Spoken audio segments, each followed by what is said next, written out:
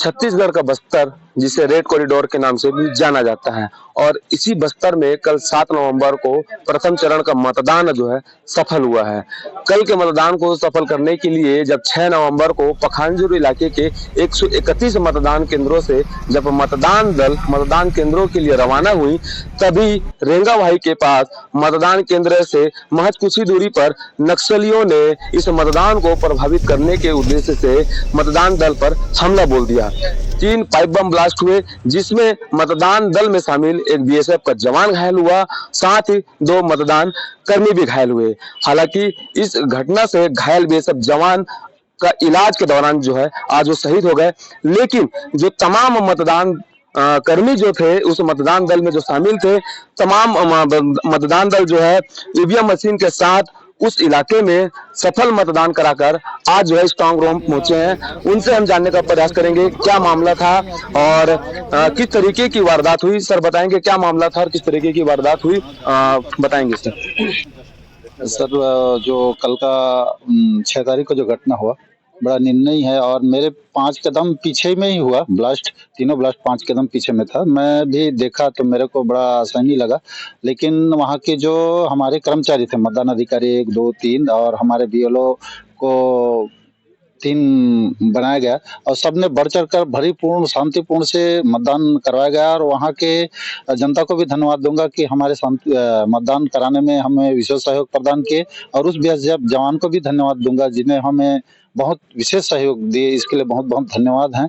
और हमने बड़ी शांतिपूर्ण से मतदान कराया और 63.30% मतदान हुआ। हमारे साथ मतदान दल में शामिल एक मतदान कर्मी भी हैं जो इस पूरी घटना से जो है चोटिल हुए हैं और उनके कान के पास जो है चोट लगी थी। उनसे हम जानने का प्रयास करेंगे पूरा क्या वाकया था, सर बताएंगे।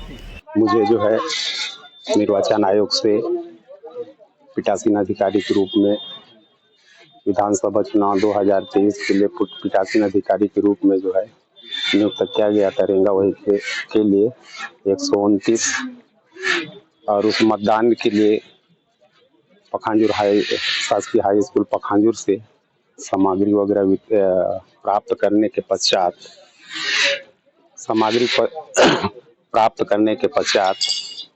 हम लोग जो है वाहन से 129 रेंगावही 130 दोनों टीमों को लेकर जो है कैंप में रुके और कैंप से हम लोगों को रेंगावही के लिए जो है बीएसएफ की जवानों के साथ जो है हम लोग जो है रवाना हुए। बीएसएफ कैंप के जवान जो है हमारे साथ आगे पीछे होकर मतलब आगे पीछे थे और उस रूट में 100-200 मीटर के दोनों छोर, इस छोर भी मतलब हमारी सुरक्षा के लिए मतलब सुरक्षा व्यवस्था थी। और हम लोग जो है कैंप से जब निकले 3 से 4 किलोमीटर लगभग 1 से 1.5 किलोमीटर करीब बाकी था और उसी समय जो है अचानक ब्लास्ट हुआ। जिस समय हम लोग 2 ब्लास्ट हुआ, हम तो ऐसा सोचे भी नहीं थे, क्योंकि हमारी मतदान दल की सुरक्षा के लिए जो है तमाम बीएसएफ के मतलब जवान थे हमारे दाएं ओर, हमारे बाएं ओर और हमारे साथ साथ चल रहे थे। और हमको आभास ही नहीं हो रहा था। हम लोगों को तो निर्वाचन आयोग जो है चुनाव के लिए जो है जो दायित्व सौंपा गया था उसको के लिए जा रहे थे। हमारे साथ इतनी सुरक्षा व्यवस्था थी तो हमारे मन में कतई ऐसा इस टाइप की घटना होगा ऐसा हम सोच भी नहीं सके थे। बड़ी खुशी के साथ जो है हम लोग वहां पर रेंगावही के लिए जो है जा रहे थे। अचानक उसी बीच में लगभग 1 से 1.5 किलोमीटर बाकी था, अचानक जो है ब्लास्ट हुआ 2 ठो, जिसमें से उस ब्लास्टिंग में मैं 129 रेंगावही श्याम सिंह नेताम पीठासीन अधिकारी के रूप में मैं घायल हो गया। हमको तो पता ही नहीं लगा जब ब्लास्ट हुआ। और 130 के लिए जो पीठासीन अधिकारी से देवेंद्र नेताम, वो भी मेरे साथ जो है उस ब्लास्ट में घायल हुए।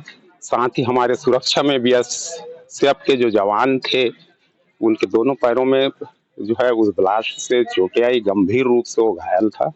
ब्लड जो है पूरा बहा रहा था और सुरक्षा में लगे जवान जो है उनको संभाले, और जब हम लोगों को होश आया और तब जो है उस जवान को हम दोनों पीठासीन अधिकारियों को गाड़ियों के माध्यम से जो है कैंप तक जो है लाया गया और वहाँ जो है प्राथमिक उपचार किया गया। और साथ ही साथ जो है इस घटना की जैसे ही जानकारी हुई शासन प्रशासन को, तब तक जो है डॉक्टर की पूरी टीम जो है उस कैंप तक जो है पहुंची और जो है प्राथमिक उपचार कर उसको बीएसएफ जवान को शायद रायपुर के लिए जो है रेफर किया गया। कुछ मुठभेड़ फायरिंग भी हुआ था क्या? उस समय फायरिंग वगैरह हुआ नहीं, मात्र जो है ब्लास्ट ही हुआ। ब्लास्ट हुआ था? वो दो ब्लास्ट की आवाज आई और उस समय हम लोग बेहोश हो गए थे, गिर पड़े थे। और अगर एक आज ब्लास्ट हुआ उसको मुझे नहीं पता,